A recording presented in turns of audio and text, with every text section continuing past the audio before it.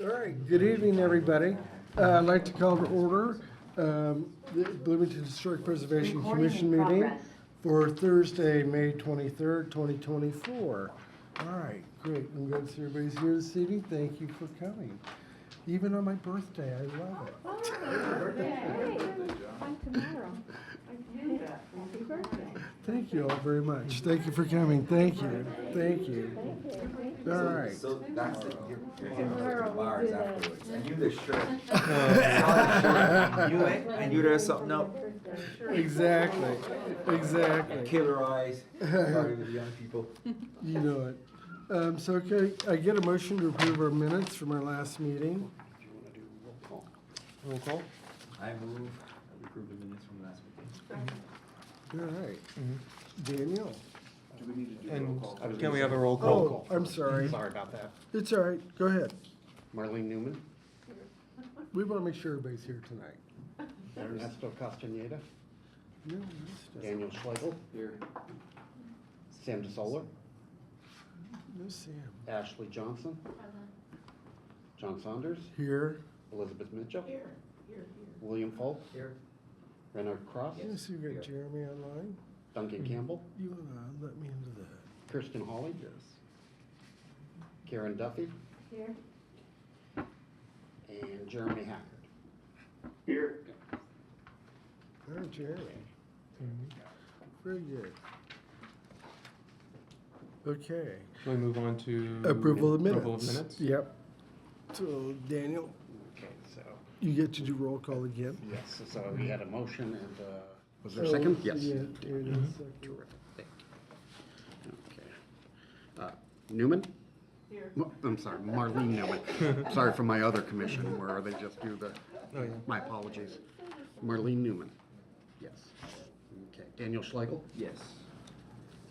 Ashley Johnson? John Saunders?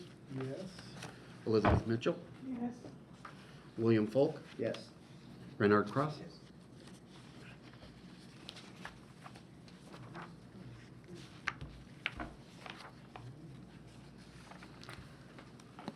All right, we ready for our certificates of Yeah, appropriateness? so let's do COA 24-14, 1020 West 6, and we got our petitioner with us.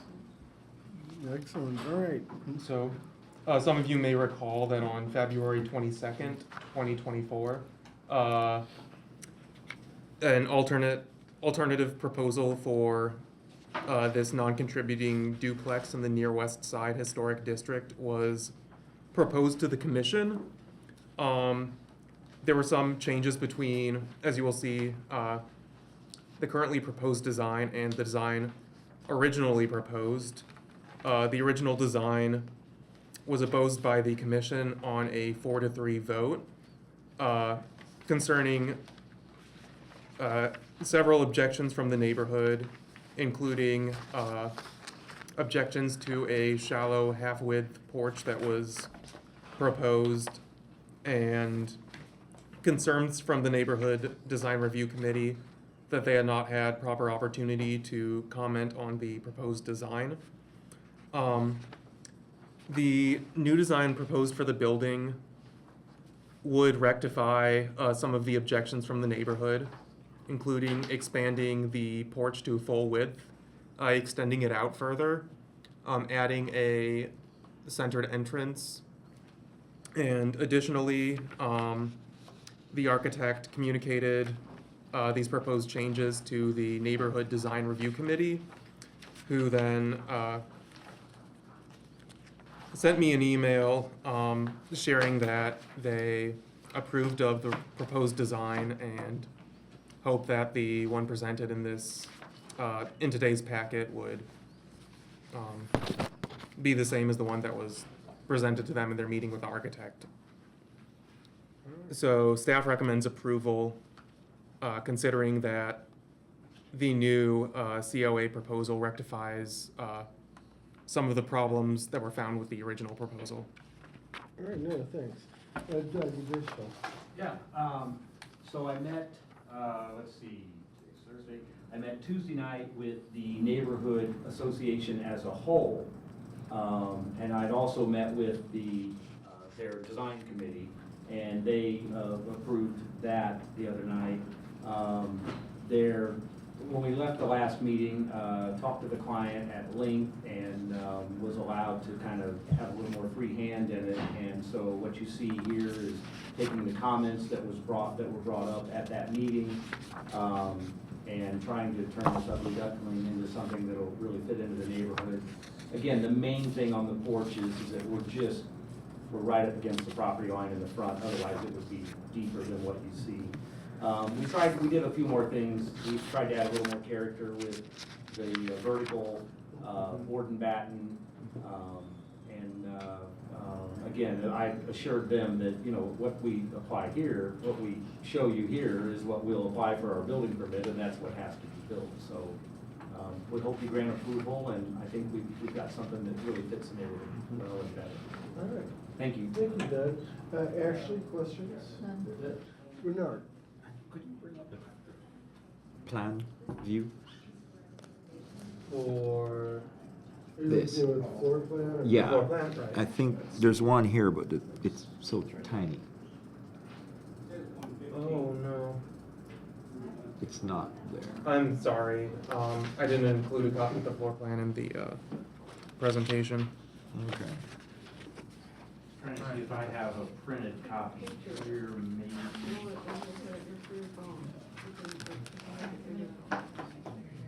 I have a very small printed copy. Oh, I've gotten, yeah. Okay.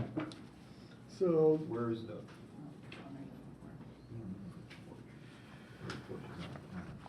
We added windows to the rear, Mm-hmm. mhm. and the porch is Is this?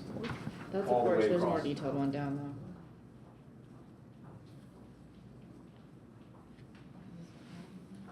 Yeah, I'm looking for the top view.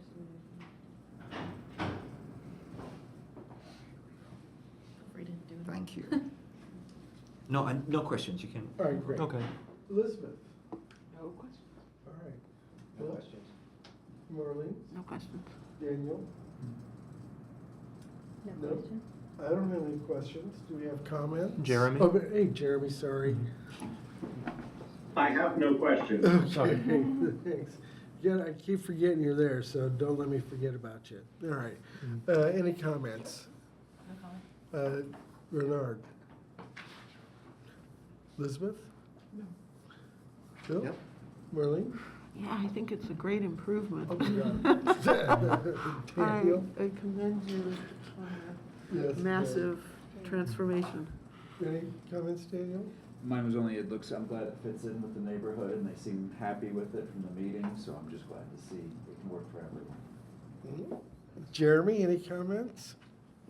I would have voted to approve it the first time, and I would vote to approve it this time. All right. Karen? Hey, thank you. Karen? And I just want to say, I was at both of the meetings for the neighborhood, and everybody was very, very happy with this version, and very appreciative of Doug's patience with us as well as with his client. And we're really looking forward to it. Do you Thank you. need to say anything about the steps? Yeah, I guess that's a good point, is that the house, while the lot doesn't slope very much, the house, the floor plate, the finished floor sits up quite high. So we're gonna need quite a few steps to get from the porch if we're gonna come straight out. And the unfortunate part is that those will go across into the cities right away. So the next step will be to meet, actually I have a meeting with the planning tomorrow. And, you know, the steps will be wood, they'll be removable, they'll be on joist hangers that we could pull off if we needed to. So we hope that the support of this group and the neighborhood supported us seeking that variance, that we could get that and build the steps in the center. If we can't, then, you know, the alternative is that the steps have to go to the side because we can't cross that property line. Understandable. Thank you, Doug. Yeah. And I don't have any comments other than that I agree with most of the commissioners. This is a big improvement there in that neighborhood, and I commend you for the design work and trouble you went to compared to our first meeting. So thank you very much, Doug. So I'm gonna need a motion to approve COA. I'll make a motion to approve. All that, right. And if it's okay, I'd like to add that we approve either step location so that they aren't required to come back for that approval. Excellent. Okay, I Thank second you. it. Yeah. Daniel seconds. Okay. Daniel, Marlene Newman, Yes. Daniel Schlegel, Yes. Ashley Johnson, Yes. John Saunders, yes.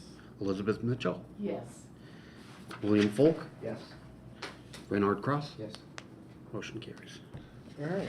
Thank you. Thank you, Doug. Thank you Have a all. good night, okay? Have a good night. All right, so we're gonna move on to demolition delay, and Right. this was from our last, this is a carry on from our last meeting. So Noah, bring us up to date So- on this.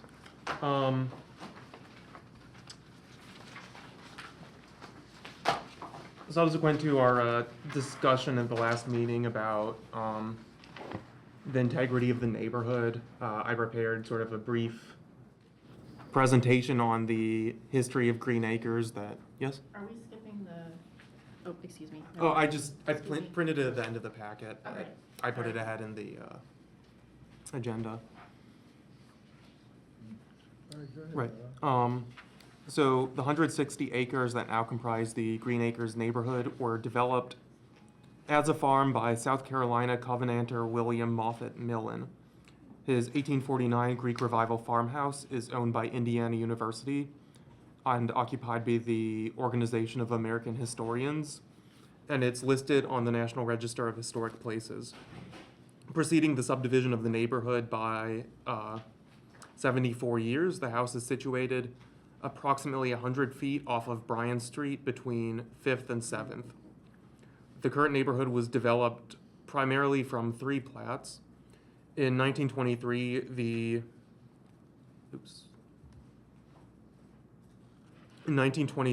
the western half of the district between Union and Clark Streets was platted under the name Highland Homes. Most of the older properties in the neighborhood, including bungalows and cottages, built in the 1920s and 30s, are located closer to 3rd Street in the southwestern corner of the district. Following the Great Depression and World War II, the rest of this plat was quickly filled out with national homes and other small, minimal, traditional houses, most of which are now renter occupied and include most of the houses up for demolition today. The Hillsdale subdivision in the southeast quadrant of the neighborhood was platted in 1947 under a racially restrictive covenant, which was subsequently ruled unenforceable the following year. The neighborhood is differentiated from the western half of the district by winding streets and larger yards. The housing stock still consists mostly of minimal ranches and split levels built in the 1950s. This section of the neighborhood includes several notable modernist houses, including 201 South Hillsdale, which I believe is pictured here in the upper right-hand corner, and 2412 East 4th Street. This area has proportionally more owner-occupied homes than other parts of the district and more residents under the age of 18 registered in the 2020 census. The northeast corner of Green Acres was platted in 1953 as the Overhill subdivision and follows a similar curvilinear street plan to Hillsdale, including large plots and a mix of ranch houses and split levels. A vaguely Usonian designed house by a local architect, Elaine Dunges. Is that how her name's pronounced? Dunges? Okay, right. Is located at 316 North Hillsdale and is rated as notable in the State Historic Sites and Structures Inventory. The neighborhood has always been occupied by a mix of faculty, students, and working class residents. In the 1960s and 70s, new developments elsewhere in town, as well as a looser housing market, drew some faculty residents away from the more modest homes on the west side of the district, most of these homes subsequently becoming student rentals. Between 1980 and 2007, the proportion of rental units in the neighborhood increased from 41% to 66%, which was a more significant climb compared to the city in general, due in no small part to the neighborhood's proximity to IU campus. In the 1970s, residents formed the Greater Green Acres Neighborhood Association to address issues including drainage, traffic, highway development, and declining owner occupancy. Some of the association's successful campaigns included tree planting and the installation of bike lanes. In the early 2000s, the Green Acres Neighborhood Association was revived to address some of the same concerns, and in 2007, produced a neighborhood plan with the Bloomington Department of Housing and Neighborhood Development. The plan studied age and income demographics, trends in home ownership, and the neighborhood's history, and developed 3 primary goals, which included leading the neighborhood in green living and sustainability, increasing neighborhood involvement from both renters and homeowners, and greater connectivity between the neighborhood association with the city and university. In general, though, neighborhood association activity has declined in the following years, though the East End still has an active permaculture community that developed around the same time that the neighborhood association was reinvigorated and hosts neighborhood events. Here are a few images. On the left is a map pulled from the city GIS map of registered rental locations. So you can see, in addition to the difference in layouts between different parts of the district, the difference in rates of owner occupancy between the southwest corner, the eastern end of Green Acres, and then the northwest portion of the district. On the right is an image from the Indiana State Historic Sites and Structures Inventory that displays the ratings of buildings.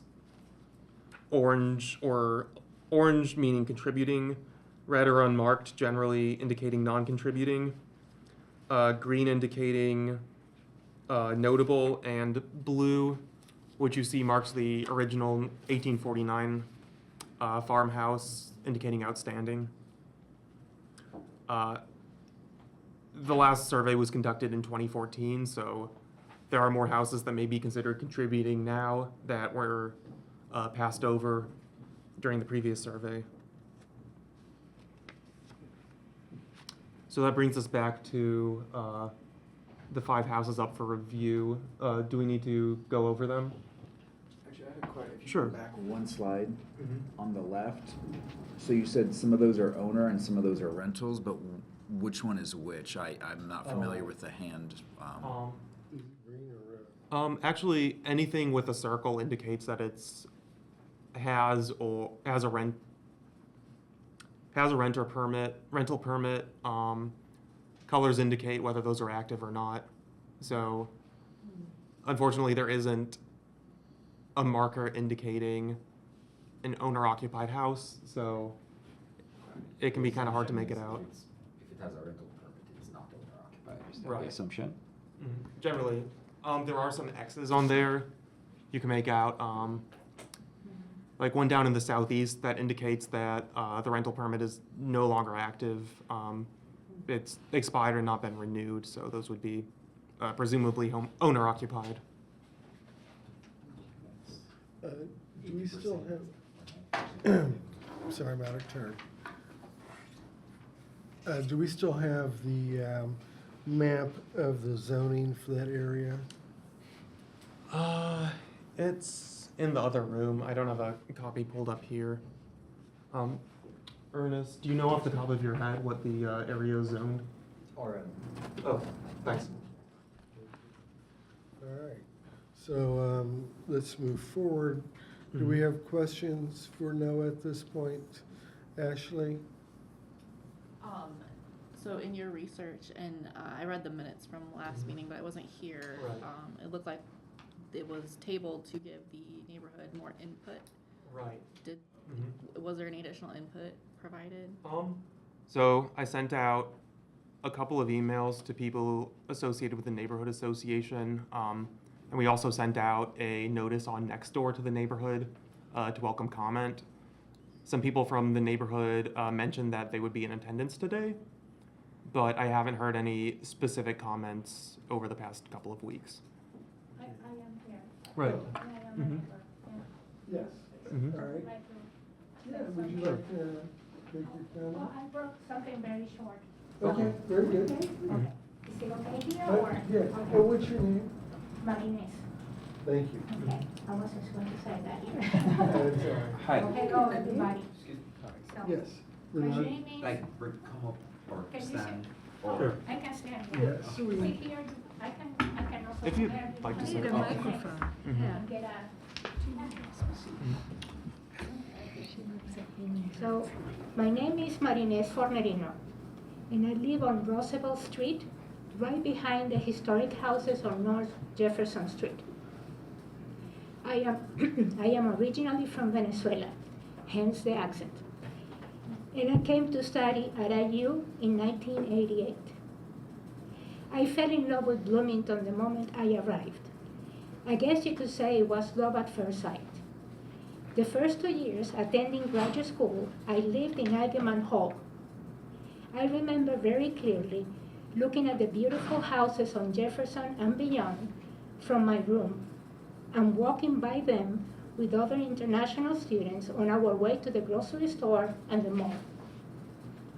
We had a sense that we were living the protected life at the university as we were stepping into the American experience.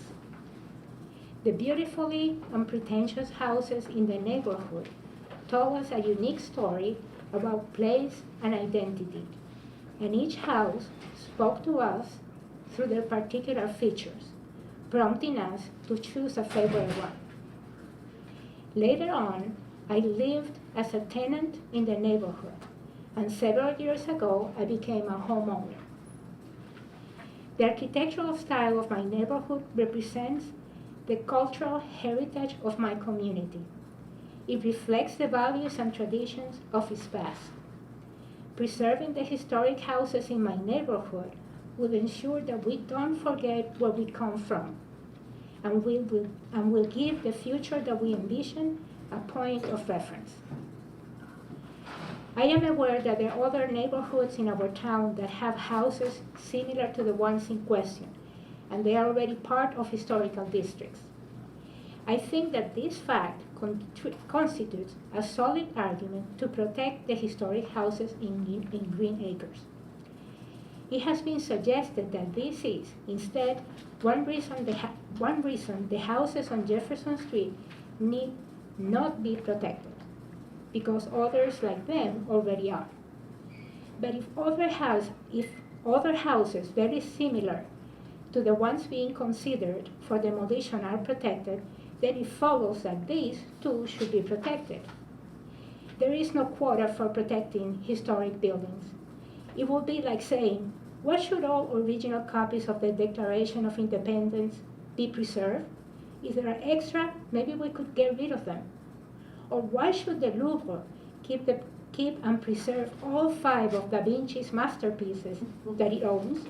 If they keep the Mona Lisa and maybe one extra just in case the Mona Lisa is stolen again, that should be enough, right? I believe that we are a city that does not think only on short-term gain. I believe that we are a community that always moves forward, but only in a reasonable way.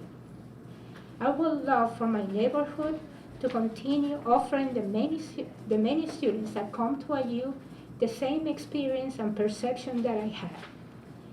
Bloomington is a very special and unique place, and here we respect our past as we try to figure it out a better place by strengthening our shared cultural fabric and our communal sense of place. Thank you. Thank you very much. Very good. Appreciate it. Okay. Let's see, we were doing We were doing comments. questions or and comments? Questions. Questions and I comments. guess questions. Why don't we combine them? Sure. Because it's a demolition. Right. So, Mhm. thank you. So Ashley, questions or comments? That answered my question. Bernard. Bring up the map again. I want to see where those houses are in perspective to the, Okay. to the, So you see on North Jefferson Street, I'm sorry, the base map isn't right, that, super visible here, but that row of 5 dots north of 7th on the right side of the street. Oh, I can go up. Yeah. It's right here, right? right, Yes. yes, those, Mhm. that row. Right. And that's the 7th Street that, sorry, that's Jefferson, comes off 10th Street, right near Agaman, right? Mm-hmm. Mm-hmm. Okay. And where are the boundaries of Green Acres? I can sort of point them out. Boundaries defined on this map. Union Street, cutting over to Jefferson Street, then basically up to 10th, down 46 to 3rd, and then back to Union Street, sort of completing the square. And if it is that we were going to make a recommendation for protection, how wide an area would we be thinking of? So I think you're asking, we would have to send this to city council. Right, so what would the footprint of our recommendation be? What area would we be Well, seeking protection for? we would probably want to do the whole neighborhood. The whole neighborhood? Yeah. To do protection on it. But another thing to keep in mind is that it's already zoned multifamily all through this whole area right here. And across the street from Jefferson houses is the university. Right. Okay. So how would that affect any recommendations that we would make? I'm sorry. How would that affect any recommendations that we would make for protection? The fact that it's zone multifamily. Noah? Well, it would have to be taken into account when guidelines are written up for the district that there should be some sort of allowance for constructing multifamily homes.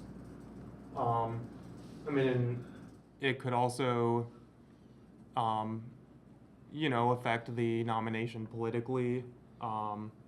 If, people in the council were concerned that, part of the reason for the nomination would be to keep multifamily buildings from being constructed. Well, I get that, but Mhm. we're seeking protection Right. to preserve the historic character of the neighborhood. However you define that.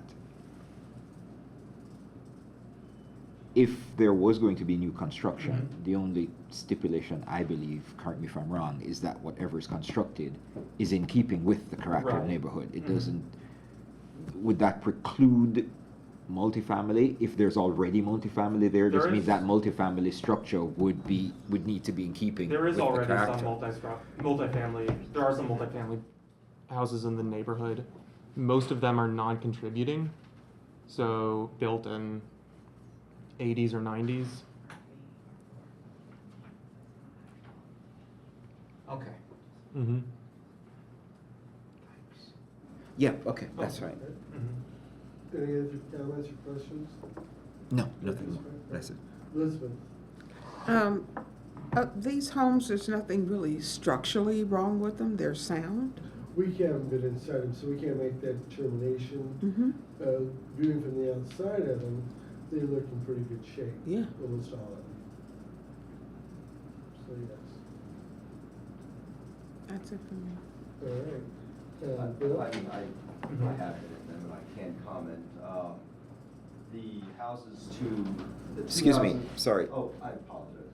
Your name Oh. and, This was The- planning. sorry? Planning. Oh, no, Okay. my name's Ernest. I'm representing the petitioner. Okay. Okay. I'm a contractor.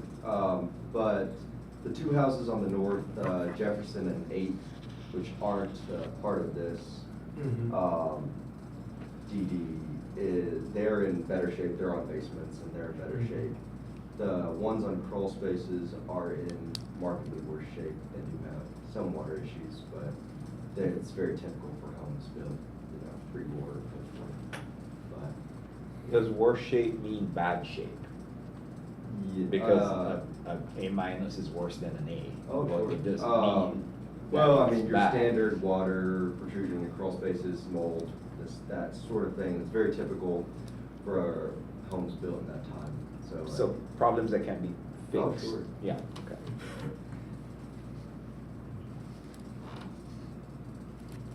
Okay. One comment? Yeah. Is it okay? I'm Well, just, we can- I'm kind of surprised by the map to see so many contributing houses. I was not expecting that. So that was interesting so thank you for the report. And that's really it. Okay, Marlene. Bill? So I guess the question I have, Noah, if you can help me a little bit, I guess my understanding is for us to enter into protecting these houses, this neighborhood, we really need to have support coming up from the neighborhood is kind of step one. And I think if I recall correctly, step two is they need to vote that they want to move into being a historic district. Is that correct? Right. If we're going to be considering a multi-property designation, then there will have to be 3 public meetings with the neighborhood. And I'd have to look back to see everything that's required, but it's a slightly different process from if we were just going to nominate one of these buildings. Gotcha. Mm-hmm. So, and I think I heard you saying that 61% of the neighborhood is currently rental properties, or It's they more have than they have 66% permits to be now. rental properties. Mhm. So, for this to move forward for any sort of protection, it sounds like we've got more individuals that would be voting against that than would be voting for it. Well, the way that the vote would work, would be more than 50% of the property, all the property owners would have to be notified in the potential district, and then more than 50% would have to tell us that they object. But if someone owns more than one property, they only get one They only get one one vote. vote. So if someone owns a majority of these properties in here, there might still be the potential for something to move forward, but at least based on what I would call the high-level raw numbers, it seems like that'd be a fairly difficult hill to climb. Marlene? Well, I think you're making a generalization. I mean, that is not founded in facts, because even though people may own them and rent them, it doesn't mean necessarily that they are insensitive to the historic nature of the neighborhood or of the context of the neighborhood. So I don't take umbrage with that. And just a point of clarification, the commission can decide to do its own map, or the neighborhood, the property owners can, so. I mean, our code does say that a historic or conservation district can be initiated from either the following of 2 sources. Based on its survey, the commission may draw and submit historic district maps for common council, or owners of property in fee simple can do that. Okay, thank you, Marlene. I'm sorry. Is there a difference in the criteria? No, the criteria is the same. Right. I mean, the criteria, at least one of the following criteria have to apply: historic, architecturally No, worthy. I'm sorry. Mhm. The criteria for submission. That was what I was asking. Not on the historical nature. I mean, for example, if the commission puts it forward, is there the same requirement for 50% and so on? Is it the same as if the community elected to put it up? Is the I went through this about 3 years ago, and we didn't have to vote before we brought the initial proposal to city council. our neighborhood really wanted our committee to vote, so we did.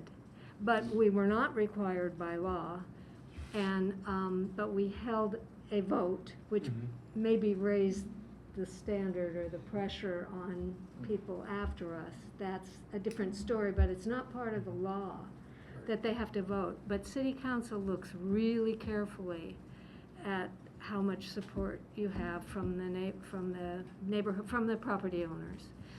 And so if you could say we have an election and the majority of people voted to become a conservation district, which is what my neighborhood wanted.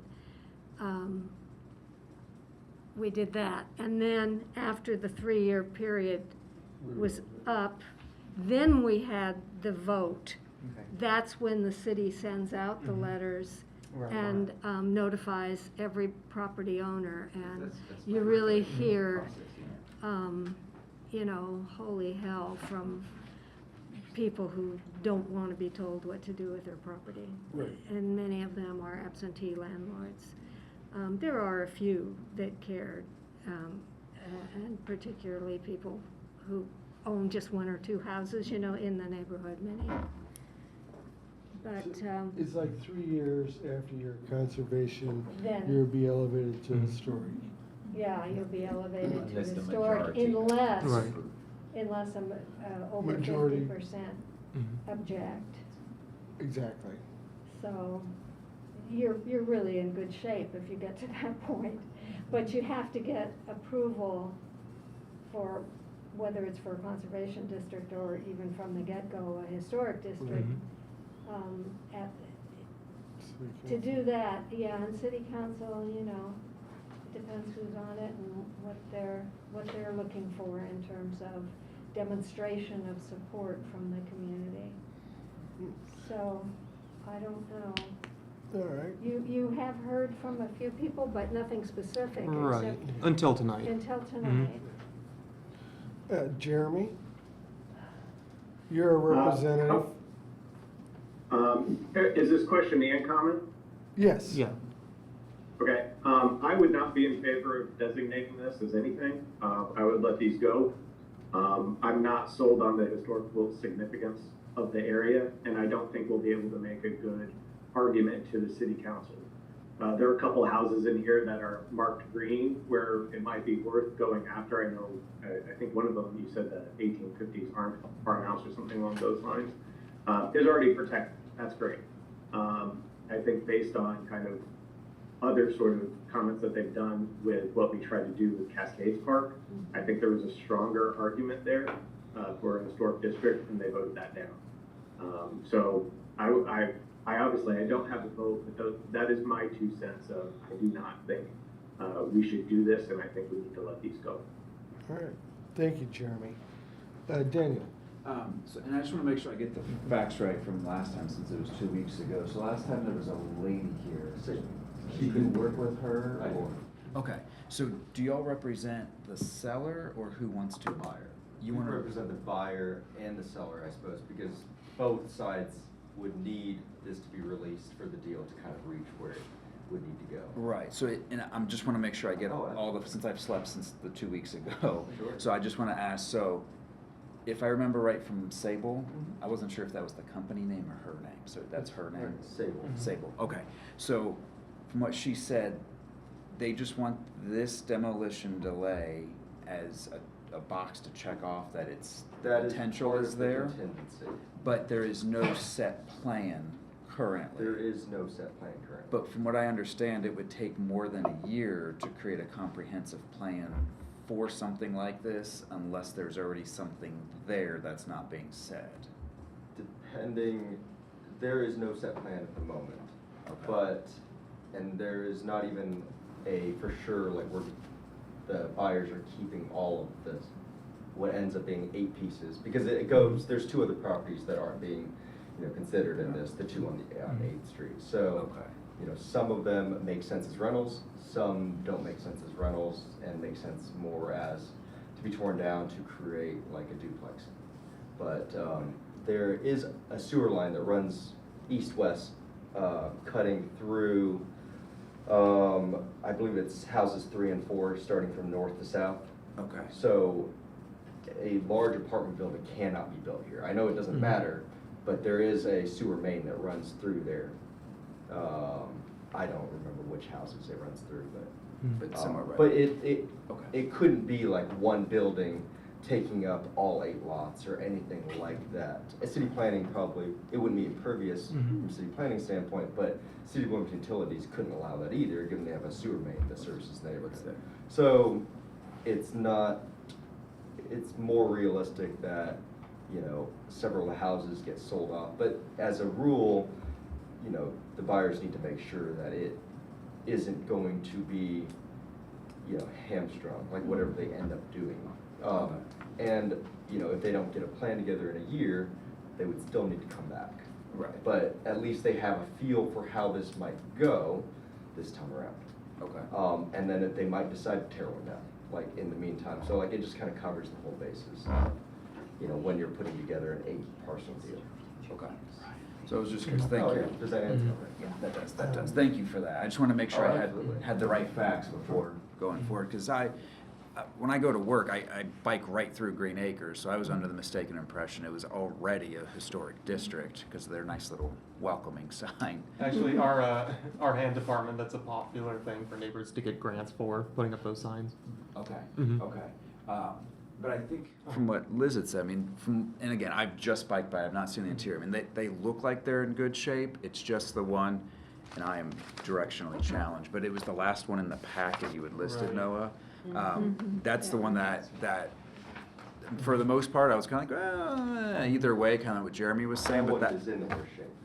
Is it really? I was like, because it looks like it's been, you know, from the exterior at least, the time has been taken to really restore this one and do something with it, at least once before. So the fact that it's a standing house, it's in good shape.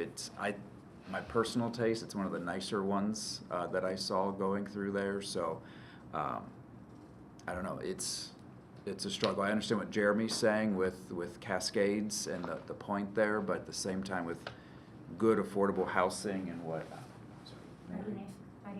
Marinas. With what Marina said is with having this be, you know, being able to see that and having affordable housing right there in the neighborhood, the fabric of that neighborhood. I don't know. That really spoke to me. So with what she said. Question for you. Does Sable own these homes? No. Okay, so she Comfort- brought it, Doug Johnson knows. okay, so she brought it to our commission, but she's not, you're not the owner. She's the broker. Okay. And, well, I'll ask another question. Karen, you had some, And can I just remind the petition. members that you can't take future use into consideration when making these decisions? Oh, we have a comment from Zoom as well? Okay. Hello, I'm a tenant of a, it's pulled up in yours, okay. I'm a tenant of a property in the neighborhood and walk around it regularly. In addition to the properties which contribute to the neighborhood, there's a very large old tree in the zone being recommended for demolition that would be a great loss to see cut down. Just for the new development of new properties. Just wanted to add the voice of another Green Acres resident. all right, thank you. Okay. That was something that I had heard comments about previously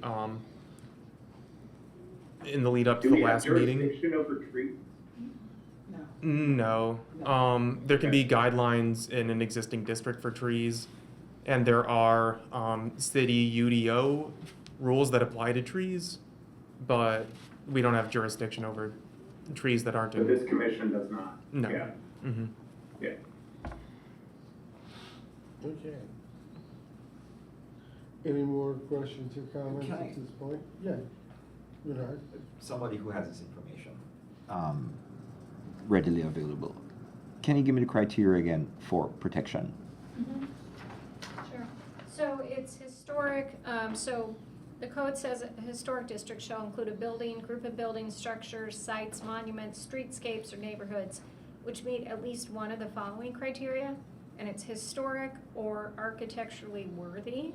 Historic is, has significant character. interest or value as part of the development, heritage, or cultural characteristics of the city, state, or nation, or is associated with a person who played a significant role in local, state, or national history, or is the site of a historic event, or exemplifies the cultural, political, economic, social, or historic heritage of the community. And then architecturally worthy has A through F, or I'm sorry, A through G, and it embodies distinguishing characteristics of an architectural or engineering type, is the work of a designer whose individual work has significantly influenced the development of the community, is the work of a designer of such prominence that such work gains its value from the designee's reputation, or contains elements of design, detail, materials, or craftsmanship which represent a significant innovation, or contains any architectural style, detail, or other element in danger of being lost, or owing to its unique location or physical characteristics represents an established and familiar visual feature of a neighborhood or the city, or exemplifies the, I'm sorry. That one again for me, please. Owing to its unique location or physical characteristics represents an established and familiar visual feature of a neighborhood or the city, or the last one is exemplifies the built environment in an era of history characterized by a distinctive architectural style. Thank you. Mm-hmm.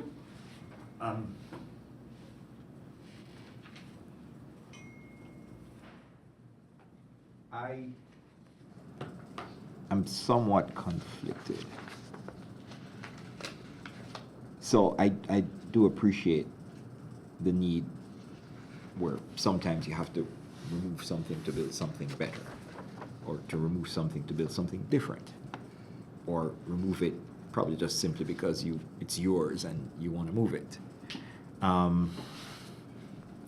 I also like old buildings. There's been a source of great pain and discomfort and significant expense on my part in seeking to keep them standing. So I will more often than not default to protecting them. So there lies the conflict. I was moved by the petitioner. Sorry, not the petitioner, the community member. I forgot your name, sorry. Marines. And she did make a point that resonated though. It simply is just because you have a whole lot of them, don't mean that you should be able to tear some of them down. And these buildings are not necessarily unique and significant in their own right. But the reason I asked to repeat that comment was because they do create a character of the neighborhood, a character, they contribute to the character of Bloomington. These are there are probably 5 or 6 styles of homes, which almost, you group those, that's 90% of the buildings in this town. And if we start knocking them down and it becomes 70, then 60, then 50, then 40, then you really have no Bloomington. That character of the town is gone. So the idea that because this particular building or that particular building is not historically significant, you have to take into account the broader character of Green Acres and, as would follow, of Bloomington. You mentioned that it would be a hard slug. I'd probably spend my time fighting more losing battles than winning ones. I would certainly vote in favor of not approving, of not demolishing these buildings. Let somebody else decide that they want to tear them down. If the city council doesn't want to approve it, then they're well within their rights not to. But I'm not in favor of piece by piece dismantling those things which I believe contribute to the character of this town. just not. All right, thank you, Renard. So, do we have any more comments or questions at this point, Marlene? So, just the idea of architectural character. People often think about it as being pretty highbrow or exquisite with relation to detail or even a historic person or character. And the problem here is that you have some pretty mundane houses that were representative of a period in time when that's all we could do, really. I mean, we had people coming back from the war, we had the Depression, and this is a comment on a societal era. I mean, an era of time, and when you lose this, you lose that comment. So I mean, I'm like Renard, I'm torn with this one, but because I can see why people would say, oh, well, they're useless. They look like, you know, a useless thing. There are hundreds of them. But it's a comment on our society and our history. We lose the historical comments and we repeat mistakes, or we don't remember, and that's a mistake. Anyways, that's it. Done. Thanks, Marlene, appreciate that. So why don't, Renard, why don't you make a motion to start the process of making that neighborhood, Green Acres, historic? And we could have Nathan, or not Nathan. I did want to, oh, sorry, is it okay if I make a comment? Yeah, absolutely. The main value of the property for both the seller and the buyer is a combination of location and zoning. And it's also going to be the economic incentive on most of the owners in that property who, it sounds like, 70 or 80% plus are landlords who, like the fact that they have the location and the zoning in that area. It would be, I mean, this one specifically borders IU's Union Street parking lot. So that's what gives it its unique value. That's my only comment. Thank you. Renard? I move that we resolve to start. Oh, sorry, you want No, to? I just have a point of order question. Are we gonna consider these individually as on the agenda, or is this the entire We did, neighborhood? we grouped them all together and not do them individually. Is there a way to ungroup them? No, certainly, if you want to do them individually, we could, we go about that process. We'd say you can't, which ones you cannot do demolition delay with, that we can demolish. But I think at that point, then we have to be prepared to send it to city council to individually designate that house. So what, with this motion, you're looking to protect the entire area rather than Correct. just, okay, thank And you. just also, Noah, do you want to talk to them a little bit about what that process looks like, where you create the map and you do the survey? It's a Right. multi-step process. So, what it would look like is if the commission voted to place these properties under interim protection, we would then, actually, Do you want me to talk about it? sure, I don't have the, Yeah, whole thing in front of me, So the so. commission can draw and Mhm. submit a map for the Mhm. common council approval. Noah would be the staff person who would work through that, would draw the map of the district, would bring history about this area. And, you determine the boundaries. Is there a primary area? Is there a secondary area? Obviously, property owners get to be notified.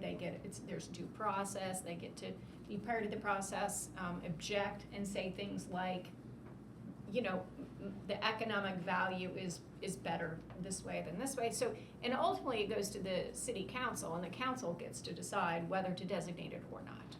It just, like you were saying, hey, I don't want to be the one to tear these down. Let somebody else decide to do it. That's certainly up to this. Now, NOAA would work through that process and bring back a map to be voted on and Right. the boundaries and all that kind of stuff. And then how does that relate to these specific proposals? Well, so you guys have to decide, do you want to let these go, these individual ones go and be demolished? If you let these go, you still could say, you could let an individual one go, and you could say, but hey, I still want to look at this neighborhood because I don't want this neighborhood to become like the neighborhood up on 17th, North 17th, 19th Street, where it's all, bigger buildings. You might say, hey, I want to preserve this, so we are going to grant approval for one or more of these buildings right now, but I still want to move forward with the designation. Because the designation could, it could be handled as,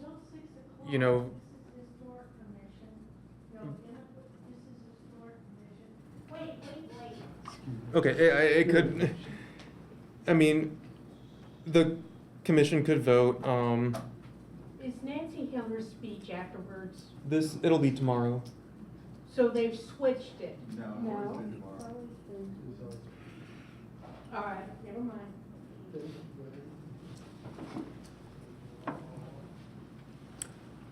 So, if What was that? somebody came by for Nancy Hiller's talk, which I will be announcing is okay. tomorrow. They had the date wrong. Right. So, if the commission voted to place any number of these buildings under interim protection, while a district is drawn up, that would apply to, the buildings that are being discussed here. But but not necessarily the other buildings that would be in the boundaries of a Green Acres historic district, which I'd imagine would have boundaries that sort of extend around that square, off to the highway. Okay.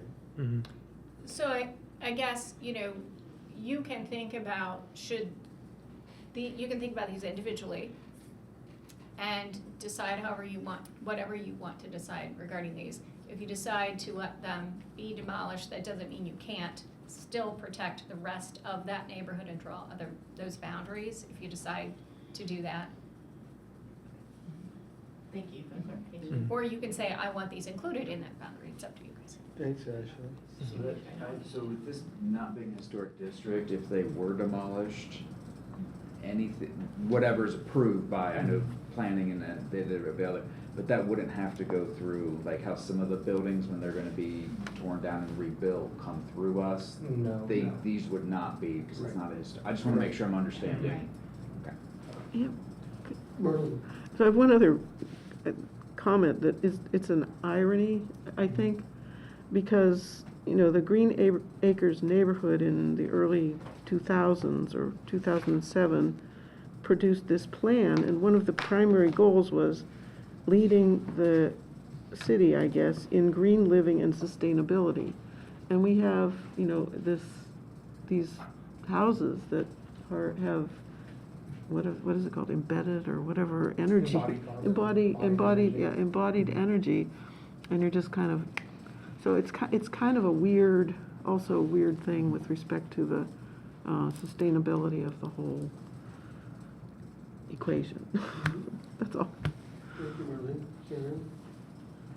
I hate to say this because it breaks my heart to tear down any house that is, able to be improved to, standard raised a little bit. But I'm afraid Jeremy is right and Bill is right. We don't have the support of the city council right now. And the attempt with Cascades was brutal. I was there, and it was horrible. And it would be different if we had the full neighborhood support, or a lot of neighbors, strong. It would have to be super strong. But we don't know, right? Because nobody responded. So there could be that possibility, right? Well, I think there was also if you had a chance to read it, a very good article in the Herald Times about this.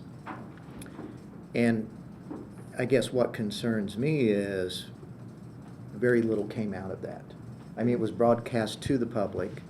No response. And with very little response. I mean, we have a great homeowner here representing the community.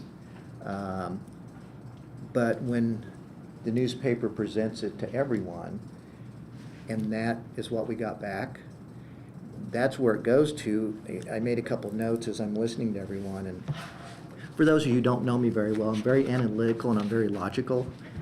And what I heard was credibility, low probability of success, and significant work burden on Noel and Noel's department. So in the reality of where do we want to spend our time and energy, and of all the things in Bloomington going on, I mean, I could think of other areas that I would get more excited about, wrapping our arms around and trying to protect.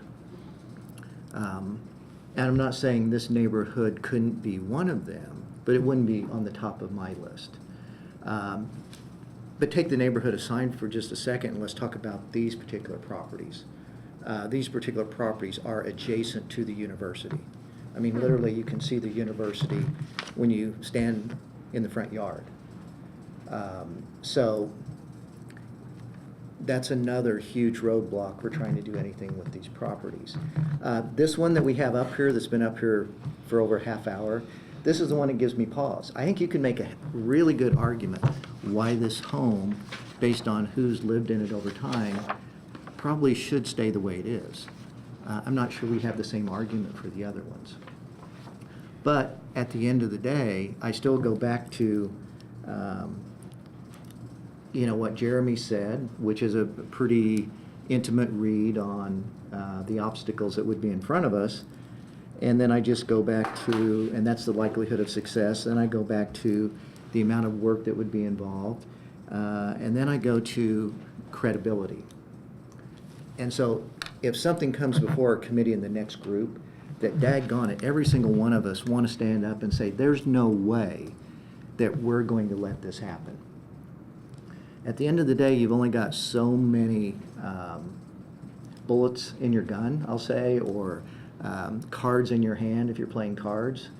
And you have to use those very wisely. And right now, credibility, I don't think this is the one that I want to go all in on. Now, here again, this house that's up here, this greenhouse, that's a cool house with a cool history. And I could see pulling that one out as something separate.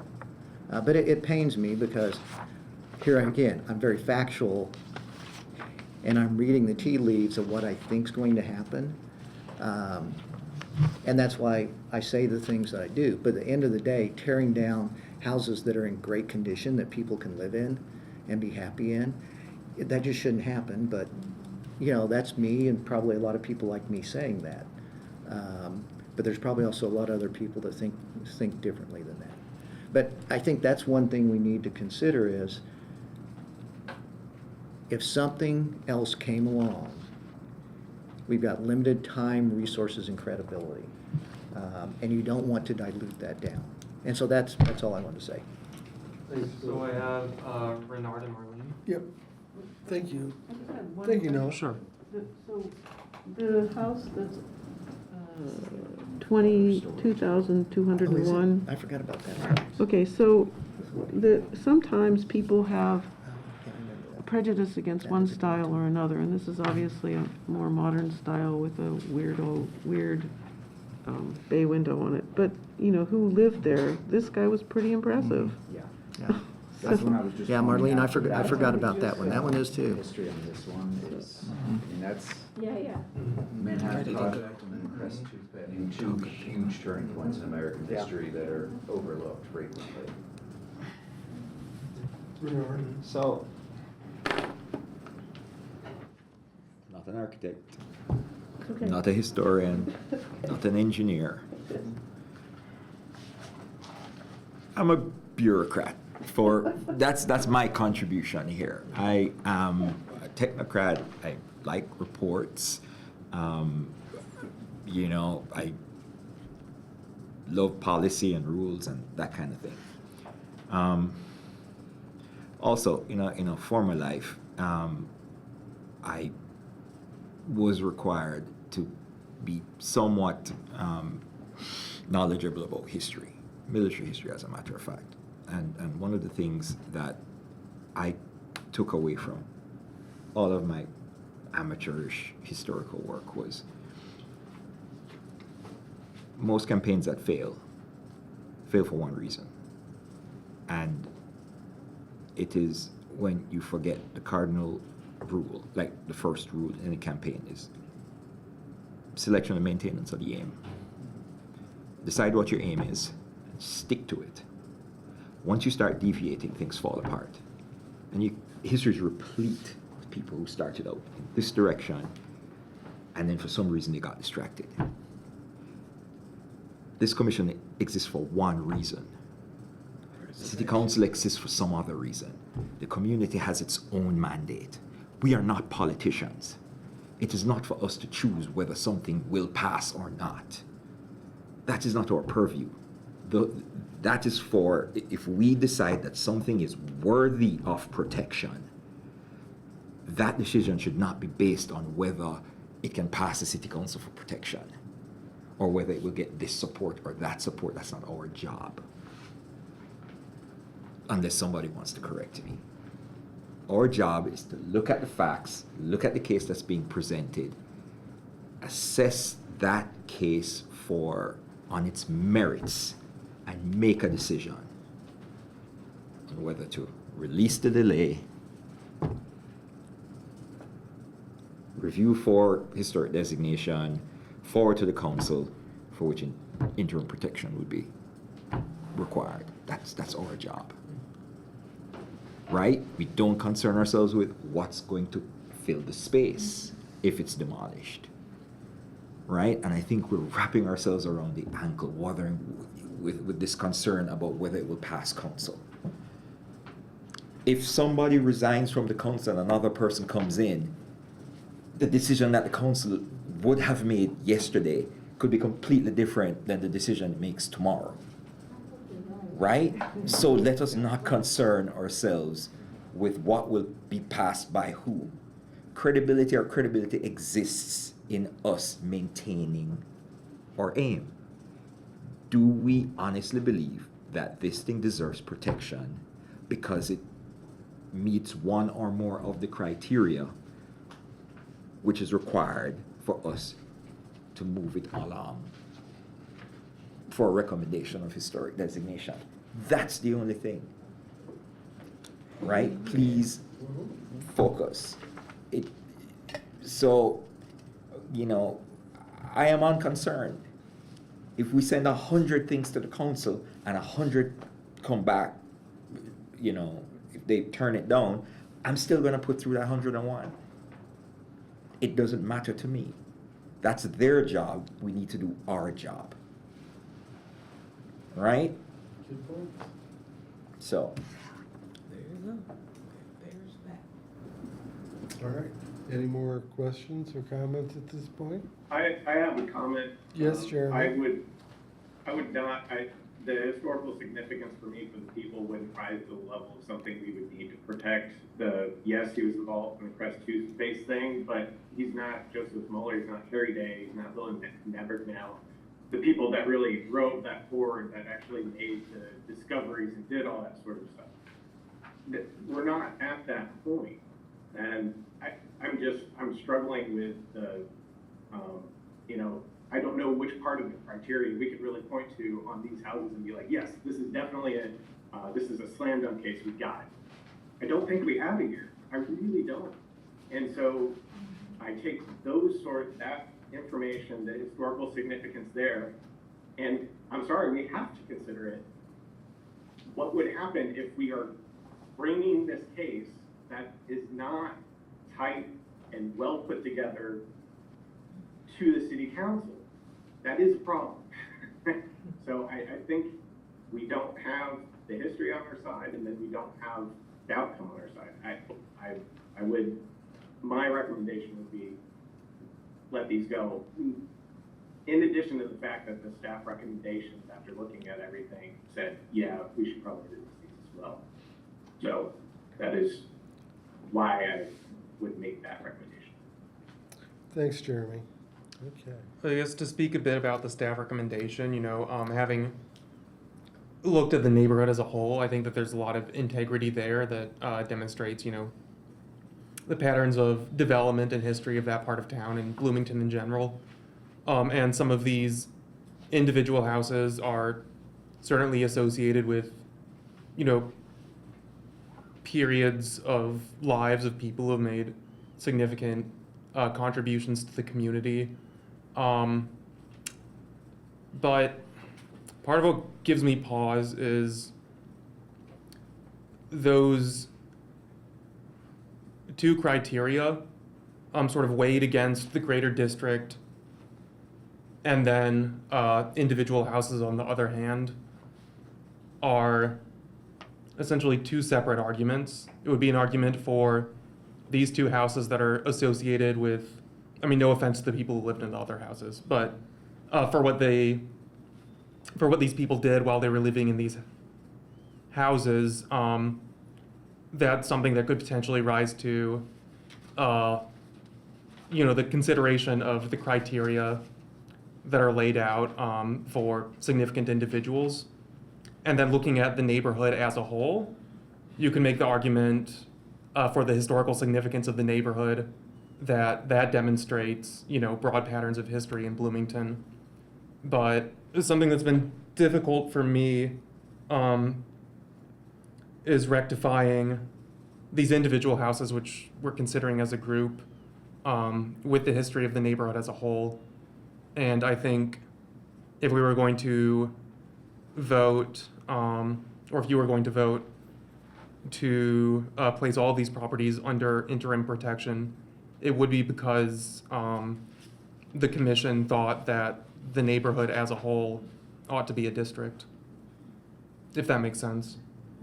And I'd like to echo, just from sort of my perspective as staff for this commission, I'm also hearing, and I don't know if this is what you're also saying, is I'm hearing more of an interest in protecting this neighborhood as a whole, rather than I care about these buildings that face IU. So you could let these go if you wanted and still protect the neighborhood. You could say to staff, please start drawing a map now and bring to us for consideration so we do not lose this entire neighborhood. Like these that are bordering IU, maybe we let those go. And I'm not arguing for that, I'm just saying this is an option. You could say, those go, but we're now making this a priority to protect this neighborhood because this represents, post-war Bloomington, and we don't want to see this whole neighborhood go. And so then you start the work, then you start building your case, and you all, collectively as a commission, present your best foot forward to the council.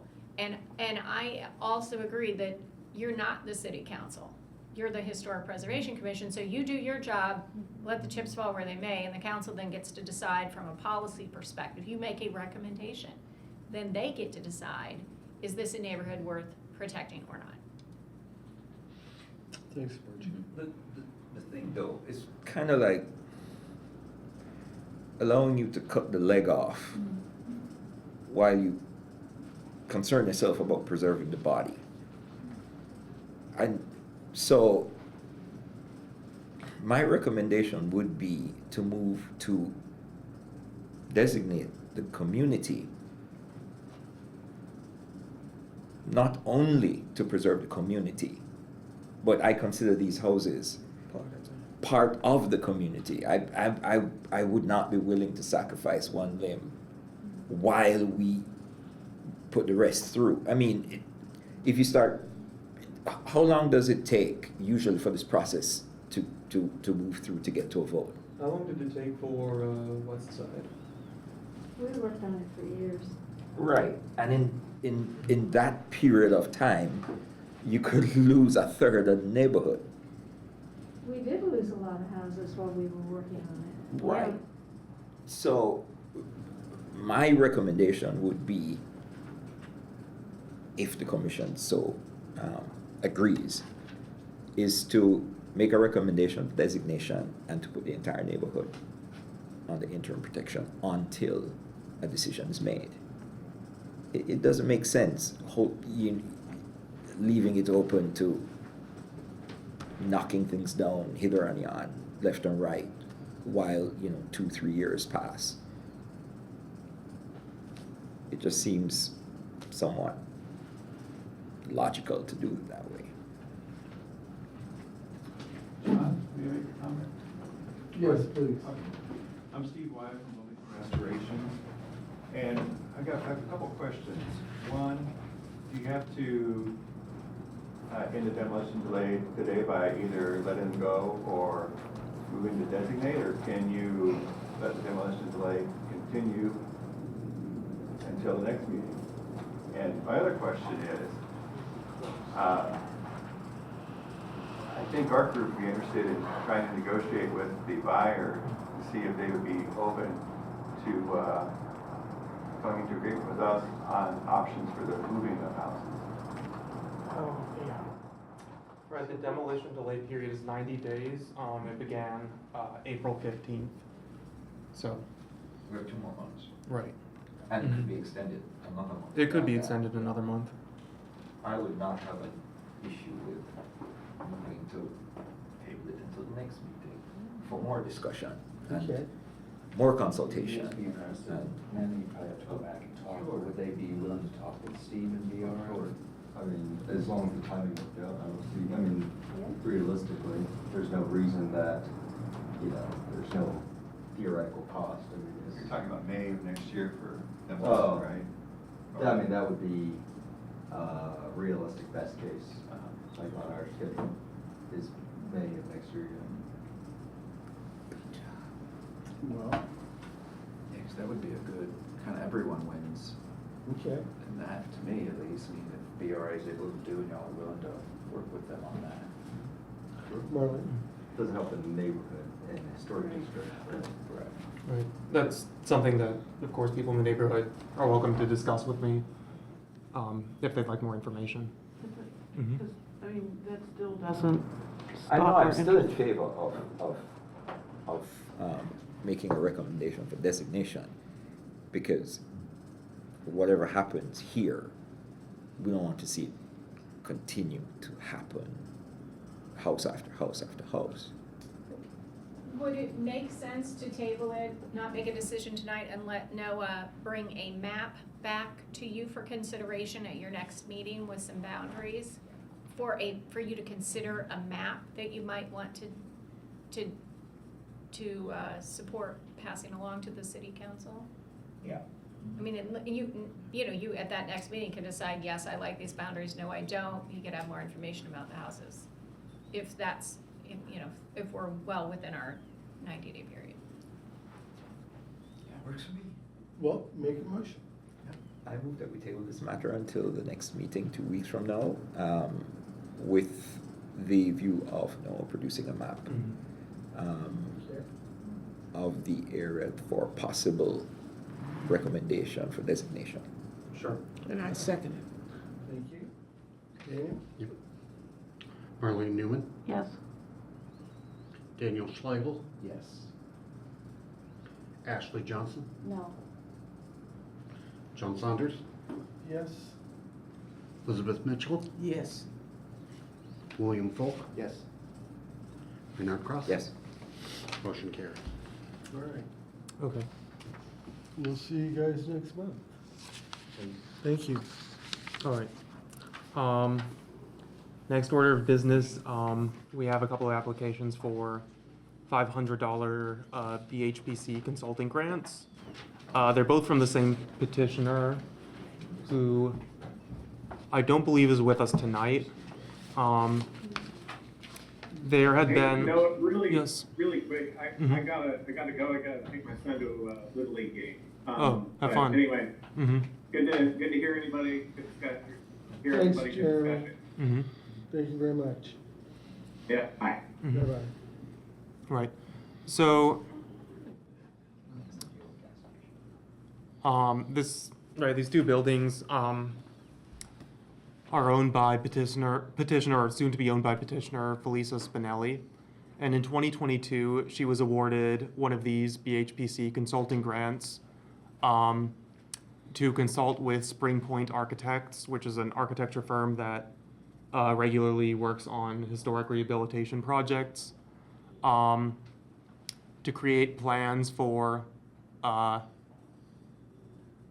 conducting some restoration work depicted on the next slide here,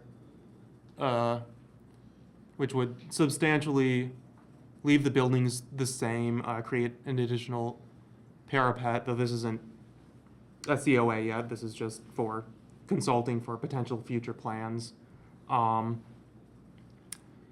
She had been awarded the funds by the commission. However, due to a clerical error, we never sent out the fund. So, unfortunately, the MOU that we also signed with the petitioner has expired. So, Ms. Spinelli has had the patience with us to return to reapply for a consulting grant for the work that she had commissioned from Spring Point Architects. She had also applied for an additional consulting grant.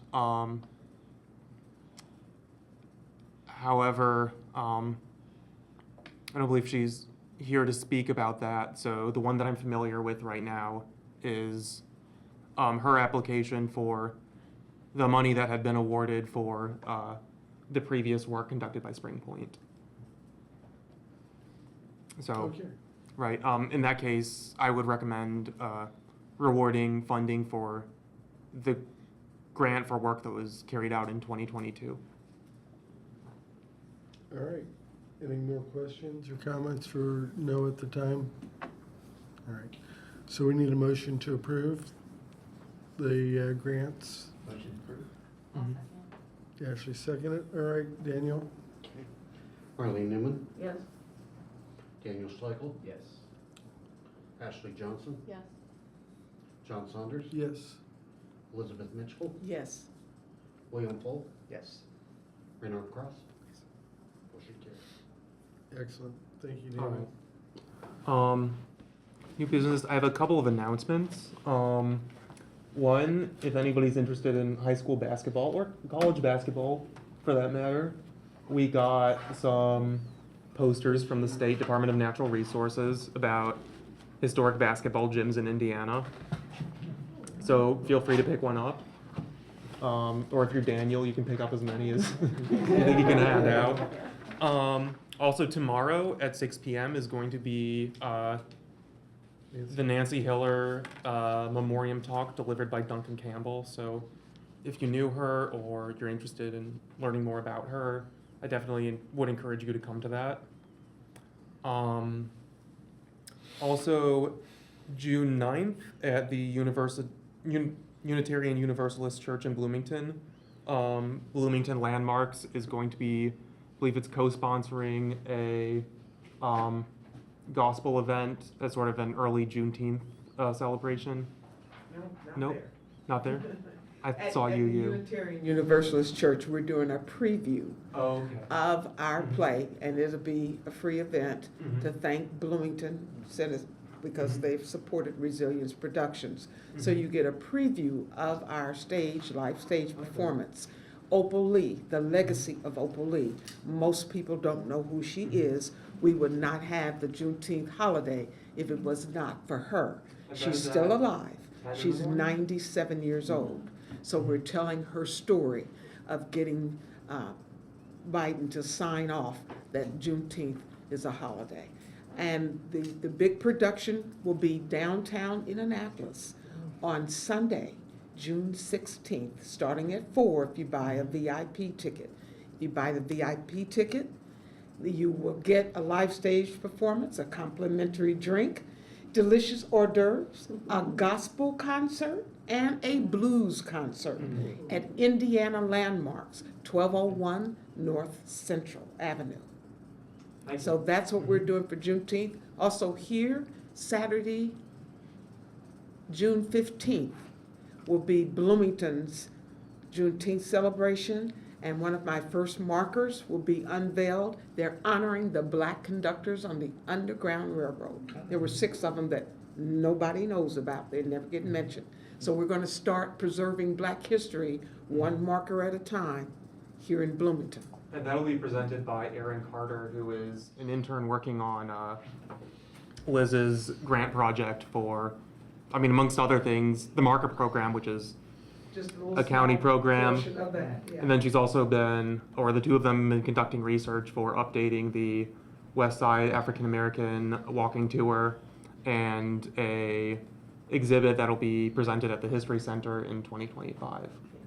So, and I'll also do a video to accompany that, so to make sure that people who are unable to get around, that they could sit and watch the video of our shared history.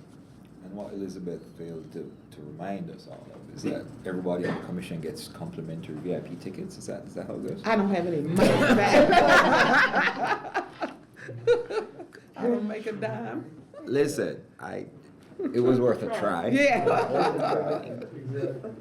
There's one other thing that I should send you this.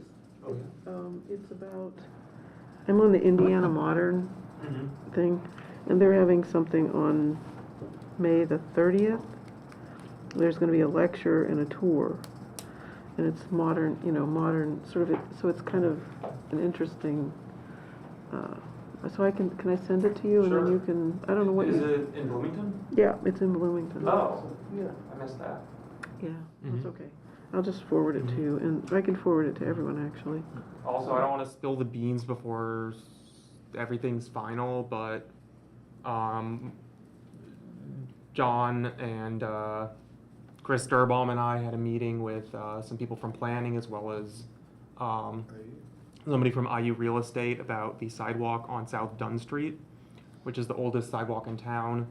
And we had discussed a plan that would involve basically moving the existing stone sidewalk 4 feet to the left and installing an accessible sidewalk up next to the building.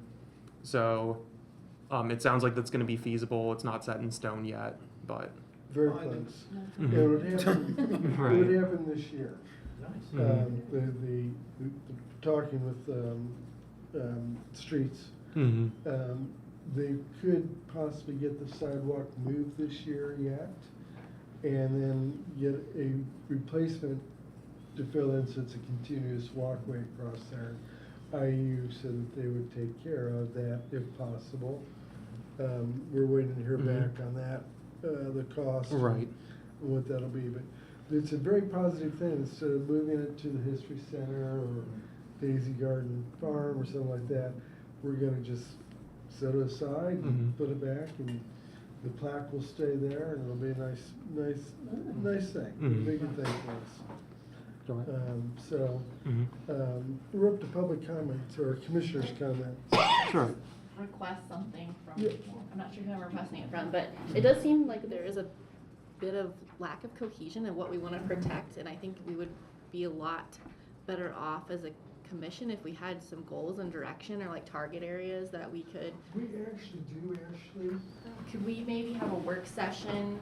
Because I think I've read everything online, but I'm not sure, I could have missed something, but it would be really helpful for me anyway, just as a member of the commission, to maybe have like a work session or something with a group or a couple work sessions so that. We've talked about in prior years about different neighborhoods to start targeting.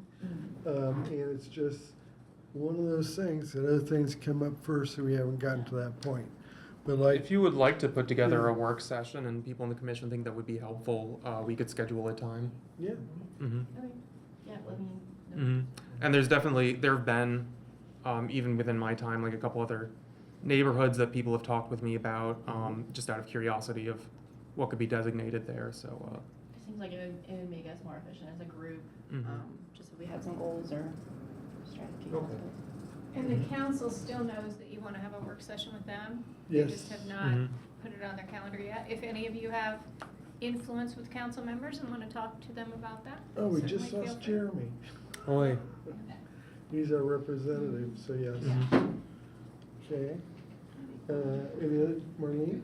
So Elizabeth has this great thing, and it's hard to, that's happening, this event. Mhm. And it would be nice if there were something on the webpage that would list, and so we've got Mhm. we've got the lecture tomorrow, and then we've got Elizabeth's thing and this thing, and it would be nice to be able to, have people go to the, Mhm. Yeah.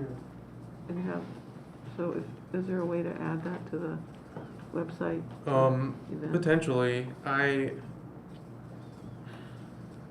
would have to talk about what form it would take if there be a newsletter or an event calendar. Some departments like parks have those. I also have the Historic Bloomington Instagram page, where I'm happy to share news about events if anybody has one that they'd like to present, and that's something that I can check up on regularly. Does the city have a Facebook page too? I Right. have seen this Mm-hmm. circulating. They I do. don't know who circulated it So- on Facebook. Right. I don't have a historic preservation Facebook page, but I sent it out to some other city departments that have Facebook pages and wider audiences. So Uh-huh. I was using those to advertise both of these events. Good. Mm-hmm. Yeah, I saw that one So- too. Mm-hmm. And Han doesn't have one either? There might be a hand neighborhood calendar, but I don't think there's a general Not hand as- events yeah. calendar. Mm-hmm. Okay, good. Mm-hmm. So let's move on to public comments and announcements. Does anybody have that with us online? Looks like just the housing, and we've lost our audience. Mm-hmm. Okay, hearing nothing, let's do an adjournment. Everybody vote yes? I move, yes. No. Thanks, Bernard. Have a good Thank night, you, everyone. guys.